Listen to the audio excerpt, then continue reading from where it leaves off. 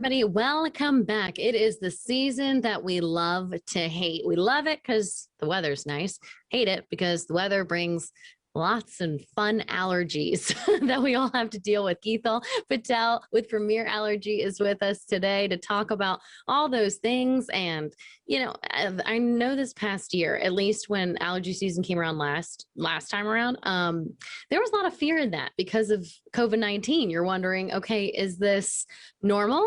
Or is this going to be really bad for me and everybody around me? So how, again, we might as well address some of the differences.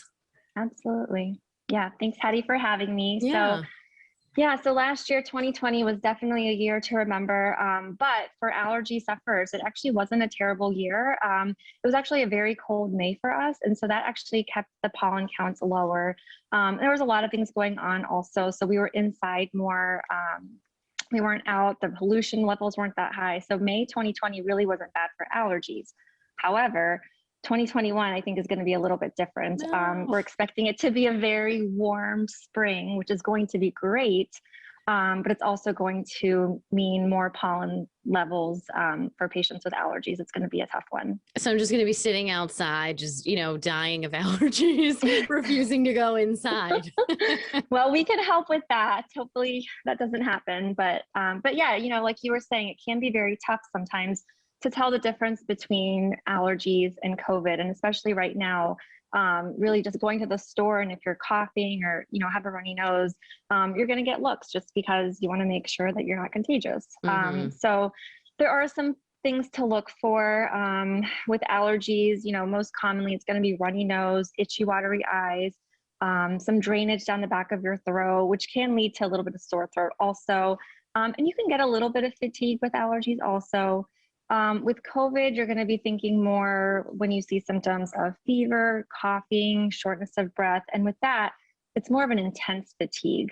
Sometimes you get body aches with it, and you can also lose your sense of smell. I'm curious because I have a little guy. I mean, he's not quite 3 yet. And, he starts to get a little sniffly, and you wonder, how do I tell when they're really small if they're starting to get allergies? Because I remember during his first year, the doctor's like, well, we wouldn't really be able to tell now because he hasn't been through all the seasons yet. So how do we know for the little ones? Yeah, I mean, I would say that I would relate it to what's going on outside. So if you're outside enjoying the beautiful weather and you're noticing, oh yeah, maybe he does have a little bit more of a runny nose or sneezing with that, that might indicate allergies. Allergies also, will last a little bit longer. If it's just a cold, it's usually 3 to 5 days. With the allergies, you're going to feel like it's a cold that never ends. Mm-hmm. And they'll probably just be a little sadder. Yeah. Just a little sad. And I'm curious about all the different treatments that there are today. When my mom was younger, she had really bad allergies. And so she went and she got these shots for I don't even know how long, over a year, maybe. Are they still doing that? What else is out there? Yeah. So great question. Typically when you're wanting to treat allergies, usually you can manage it with just over-the-counter medications. You can get oral antihistamines, there's nose sprays now, but when you're getting to the point where, the medications just aren't working anymore, or you don't really like the side effects, or you don't want to take medications, we can do allergy shots. And they've been around for a very long time, very safe, very effective. And what we're doing is we're basically desensitizing you to whatever you are allergic to. So yeah, it's a great way to kind of get to the root of the problem and treat allergies rather than just putting Band-Aids on all of your symptoms. So, you do come in, it can take months for it to really be effective. But we offer some accelerated programs to kind of get you through the shots a little bit faster and get relief much quicker. Now, I felt like I read there was something different. Is immunotherapy the same thing as getting the shots? What other options do you have?